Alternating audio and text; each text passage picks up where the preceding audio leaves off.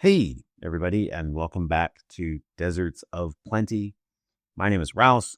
I am a former medical researcher turned actor, comedian, improv teacher.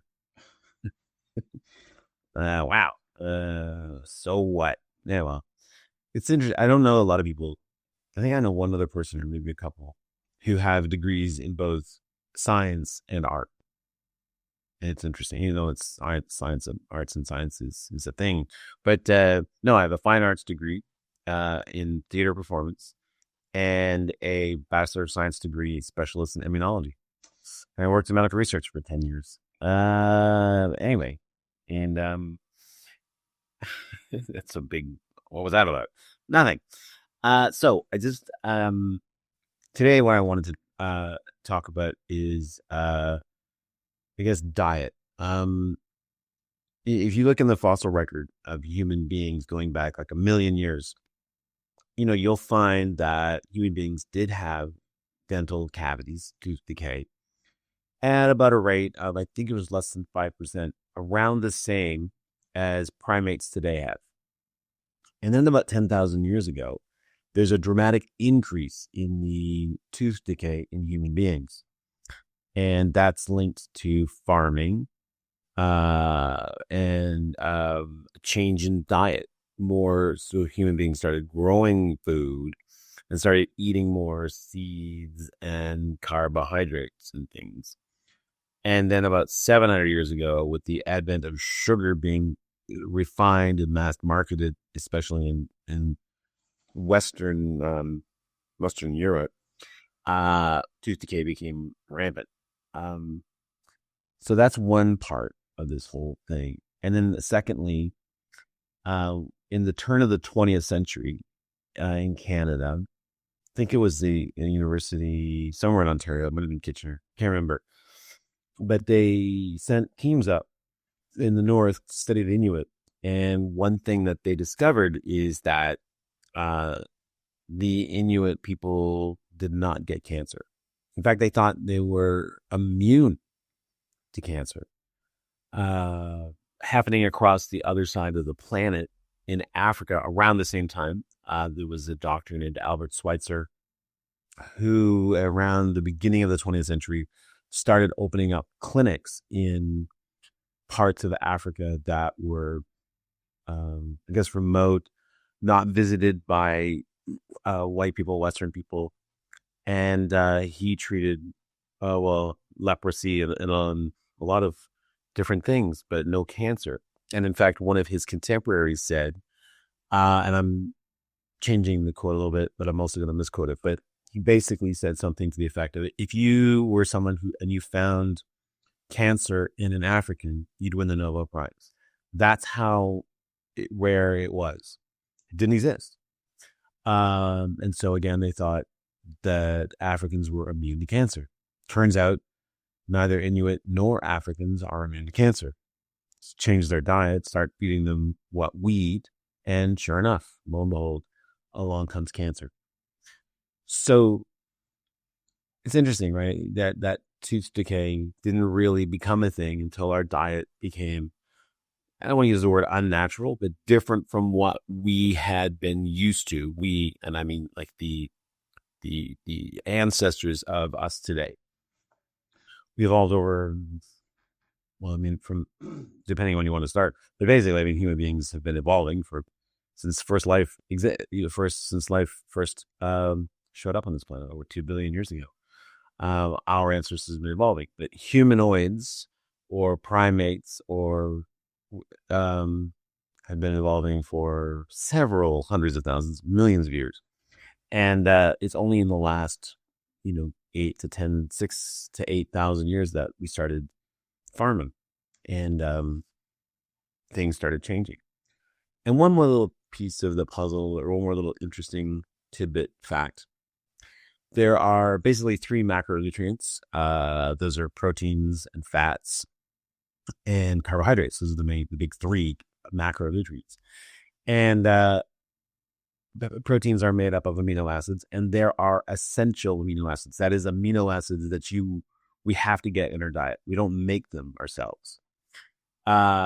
because probably they were so ubiquitous in our diet that we lost the ability to synthesize those, or ancestors of ours did, because they didn't need to. And one of the misnomers or misunderstandings about evolution is not that things tend to get, that things are designed to get more complex over time. They are really about fitting well into your environment. And so that means that sometimes organisms become simpler, and human beings have become simpler, or our ancestors did, because they lost the ability to synthesize certain amino acids. They are now essential. We have to get them in our diet. When it comes to fats, there are essential fats. There are fats that we have to get in our diet, presumably because during the formative part of our evolution, we were getting them in enough abundance and quantities that we didn't need to make them anymore. Now, with carbohydrates, there are no essential carbohydrates. There's no carbohydrate that you must go out and eat. So now there's no proof of this, but that would suggest that there are no essential carbohydrates because we didn't see them enough. And so we had to make our own. We had to learn how to make our own carbohydrates. So, but that's pure speculation on my part. But it is interesting. There's no essential carbohydrates. No carbohydrate that you have to eat. But fats, yes. Proteins, yes.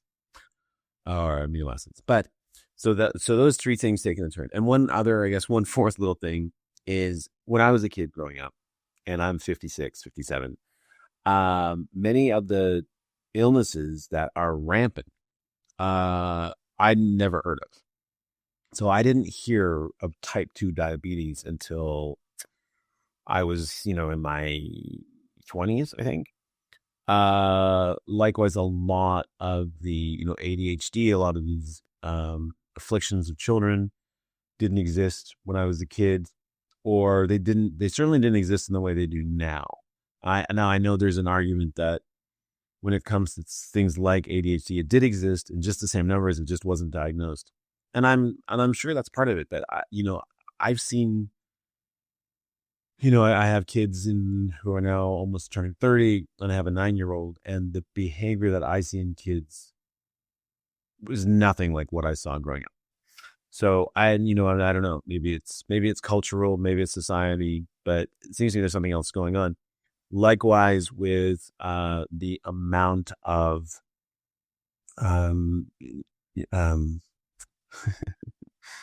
allergies, right? When I was a kid, there were, as far as I knew, 2 kids in my school that had asthma, and that's it. And there were no restrictions about bringing things to school, foods, certainly no kids are running around getting anaphylactic shocks. I remember hearing about a kid once who had to carry an EpiPen because of bee stings. That was the only person that I knew. I'd heard of hay fever, but didn't know anybody who suffered from hay fever. Alzheimer's, not a disease I heard of until I was an adult. Type 2 diabetes. And while there were certainly people who were overweight, it was different. And, the sort of level of obesity that exists now did not exist when I was a kid. So things have changed really dramatically. And the question, of course, is why? And just to add one more little interesting tidbit to this idea, many people are now, researchers and doctors are referring to Alzheimer's as type 3 diabetes. That there seems to be something with Alzheimer's and fructose being a trigger of, or exacerbating it, or somehow being implicated in its development. Because a lot of the diseases that we are seeing now that are really rampant, the cardiovascular disease, dementia, a lot of these diseases are diseases of our vasculature, our blood vessels. And what role does sugar, which elevates insulin, what role is that playing in driving or exacerbating or even being the cause of a lot of these problems? And can we change them, ameliorate them by changing the diet to eat, not to give up carbs. I'm not one of those people who say give them up, but to go back to a relatively less ingestion of them. Because it's one thing that's very interesting is given the choice, our bodies will burn carbs preferentially to fats because carbs are easier to access and to access, not excess, to access and to burn with oxygen quicker, easier. And so, and also fat is more of the long-term storage molecule. But one thing that's really interesting is and people do eat from the time we wake up until the time we go to bed now, like we're snacking. That's another thing that's different. I remember having breakfast, lunch, dinner, sometimes a snack before bed. But now, like in schools, kids are given snacks like sometimes once, twice a day. And that's great. I mean, it's awesome that for kids who are, maybe vulnerable because of economics, like that's great that they're getting that. But one of the things about eating constantly, especially carbohydrates, is your body never has a chance to be without sugar and therefore without insulin. And insulin is a growth hormone. Insulin promotes growth. That's what it does. It tells the body not to burn fat. In fact, if you are on a calorie restricted diet, but you're constantly snacking a little bit on sugar and you're constantly having glucose in your blood, which is making you have insulin, because insulin is what sucks up the glucose out of your blood, you cannot burn fat. Your liver will not burn fat. And and if you continue to eat less and less and less and go into a calorie deficit and you still can't burn fat because with insulin you can't. It's like trying to get money out of the bank when it's closed. Your body will just start shutting you down and making you feel tired and crappy. So, yeah. So it's just interesting that if we're constantly burning sugar and constantly have insulin in our bodies, we can't burn fat. And this may be very, very different. In fact, almost the exact opposite of how human beings used to be before the advent of farming. That probably we didn't burn carbohydrates very much because we didn't see them very much. And we probably spent most of our time using fat as a fuel in an adaptive phase called ketosis, when you burn fat and these short chain fatty acids that and in our bodies, if you get no glucose whatsoever, like I said before, there's no essential carbohydrates. Your liver will make glucose because your brain loves glucose. So your liver will make it. So if you fast and don't eat for 3 or 4 days, your glucose level in your blood will probably be fine because your liver will scavenge things and make, in a process called gluconeogenesis, will make glucose to send it around your body to feed the cells that will preferentially want glucose. So there's a lot going on with diet and the demonization of fat, and if fat really was a problem, is a problem, particularly saturated fats, and how much what we've done by reducing fats and getting everybody on carbs and vegetable oils. Vegetable oils, especially seed oils, are if you take grape seeds and crush them and make oil out of them, first of all, it smells awful. They have to use deodorizers. Like the process of making vegetable oils or seed oils, especially palatable, is just awful. Anyway, I'm not a doctor, and I don't suggest that anybody do anything. But I know that for myself, since I have reduced the carbs that I eat, and I fast at least once a week for a full day, sometimes twice a week. for 36 hours. And then I try to live at least part of my week, but half in this state of ketosis where I don't eat carbs very much. And I track myself and I'm in this ketosis stage. And I have noticed differences in my health and my body. Um, Energy is better. And I did have episodes of brain fog about just pre-pandemic, around 2018, 2019. I was having episodes where I felt a little unsteady on my feet. And I was also having terrible bouts of inflammation in my feet, especially my ankles, toes. My Achilles was bothering me constantly. I always have some kind of foot issue going on.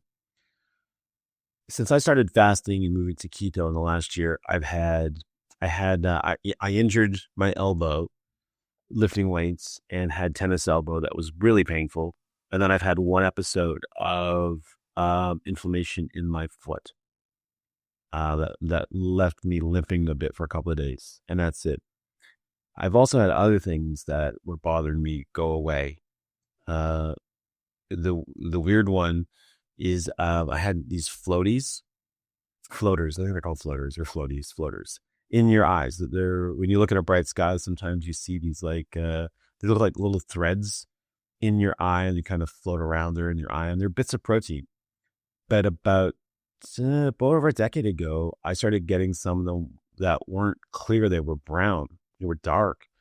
And I freaked out and asked my eye doctor, who said it's normal. There's nothing you can do about it. It's just a thing of aging. Well, they're gone. And I had them for a decade and they're gone. And they could be annoying, like, especially on really bright days. Like, they could really,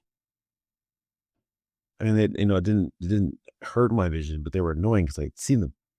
They were dark, and it was like, oh my gosh, it's terrible.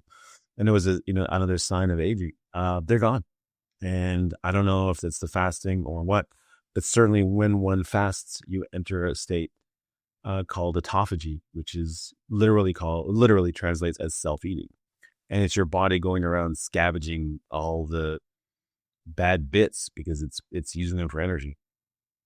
Anyway, it's really fascinating and interesting stuff.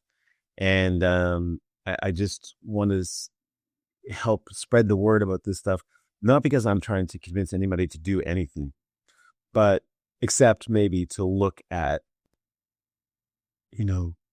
what you're eating and how you're looking after yourself, and realizing that, unfortunately, some of the information that we are given nowadays seems to be suspect, and it really seems like to me it's the power of money and the way that can corrupt people and corrupt institutions and make them, like the American Heart Association in the early part of the 20th century. It was a small little group. And when Procter and Gamble made Crisco vegetable shortening, and they needed a market for it, well, what they were able to do was convince people that animal fats, lard, and butter, which is what everybody cooked with in the early part of the 20th century, in the late 18th, 19th century, were bad for you. And whether or not they were or are is immaterial from what happened. And that, Procter and Gamble made the American Heart Association the number one charitable organization in America, which it still is today. And, it'd be really difficult, if you're a member of the American Heart Association back in 1920, 30, 40, when your budget just goes from nothing to millions of dollars to then investigate Crisco and say it's bad. That's biting the hand that feeds you.